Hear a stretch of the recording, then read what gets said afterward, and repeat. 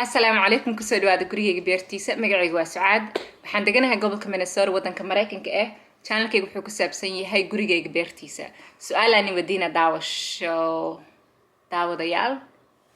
and the question I rabay inaan weydiiyo waxay tahay haddii oo channelkayga aad daawatiin oo aad ku cusub tihiin horta first of all subscribe ii saara waana mahadsantihiin like-na ii saara and the question I rabay inaan weydiiyo waxay ahayd channelkayga maxaa u aragtiin haddii oo aan af Ingiriis oo completely aan ku hadlo mise af Soomaaliga bas inaan ku hadlo midee jeclaan lahaydeen oo midee niigu faa'iido badnaan lahayd so let me know in the comments waa jeclaan lahay I know Soomaalida adduunka meel walba ay ka joogtaa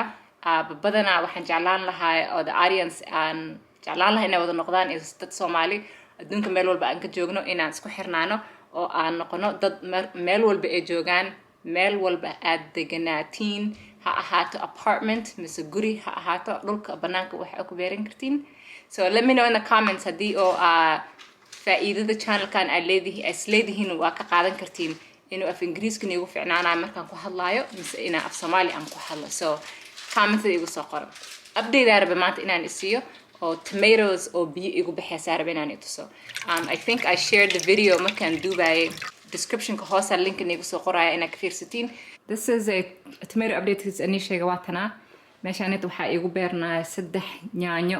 oo mirihii oo ma arkino aan biyaha aan ku soo beeray halkaan aan biyaha uga shubaa every 2 weeks na meeshaan aan ka nafaqeeyaa hadeertaan caleemihii sidaan u weynaadeen maasha Allah miis dheheenin markaa waxaan aan beeray caleenta intaan inay dhaafi doonin nalkii ee hadeertaan iftiinka ay ka helaayeen waa meeshaasete laakiin maasha Allah hadeertaan meeshaanayta biyaha caleemahaanayta biyaha waxay ku korayaan over 1 month oo maleena hadeertaan welina waa dheeraan wayaan waxa oo badana markaan yaanyada ku aan bilaabayay inaan beero igu cusbaa waxay ahayd ubaxyaashaanayta mees dheheenin ubaxyaashaanayta yaanyo isku bedeli doonaan so marka hore intay ubaxi ay noqonin mirahaanayta hadda sidaan way yihiin ka bacdi ay furman doonaan waxayna rabaan iftiin badan inay helaan oo meel qorax leh la dhigo haddii meel qorax leh ay lahayn oo extra light inaa kusii shidno aniga hadeertaan luuqaasan jeedido xaggaasan kasoo qaaday meeshaasaytay ii taallaa kan dhan waa qaadi doonaa hadeertaan halkaasaa dhigi doonaa meesha fadhiga qadada agtiisa so updatekanayta waxay tahay markii aan beeraayay waa arkaysin insha Allah kow markaan soo beeraayay laakiin updatekanaytan wuxuu yahay wax oo ma arkina maasha Allah ani tusaayo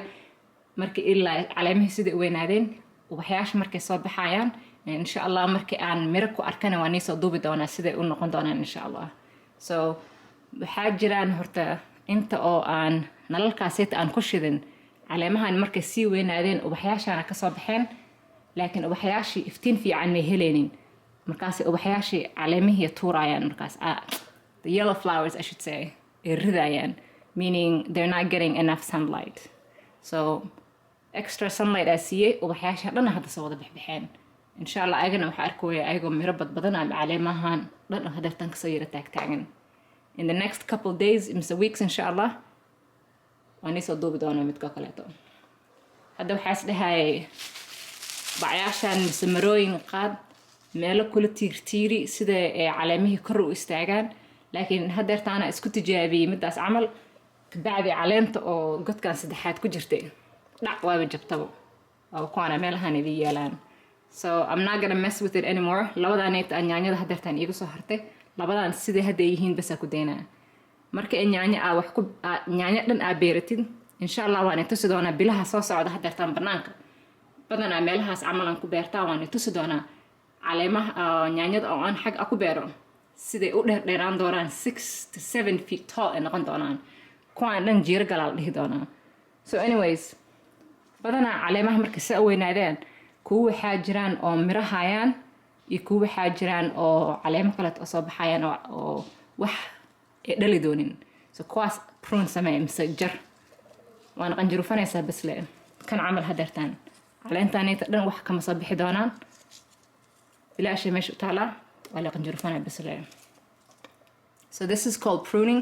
culeyska uu geedka uu ku haayo dhan uu ka bixinayaa kana miro tomatoes uu leeyahay ujeediina malena kan asagana ma goynaaye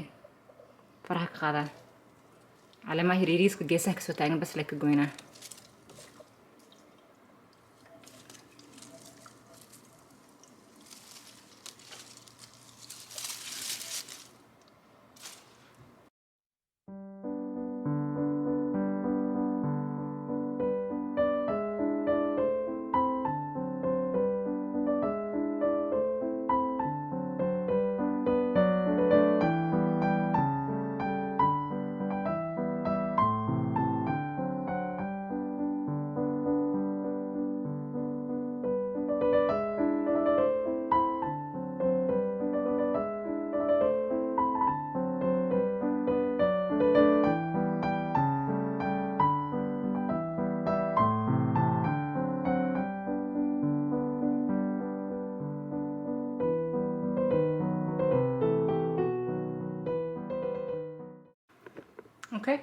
halkaasna ku daynaa markaas waa aragtaan amalena markaan bilaabayo caleemo badan oo wax loo baahnayna ku jireen oo miro lahayn iyo ubaxyaal lahayn so kuwaas dhana hadda ka arooriyey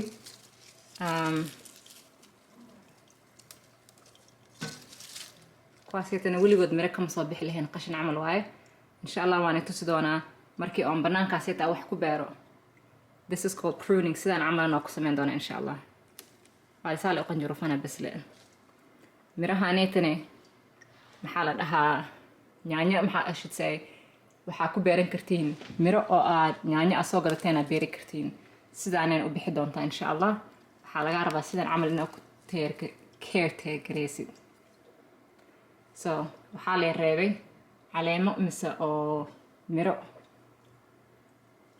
caleemaha oo miraha leh bas reeba marka hadeertan waa ujeedin ayaga dhan kan hadeertan miraha ka taagan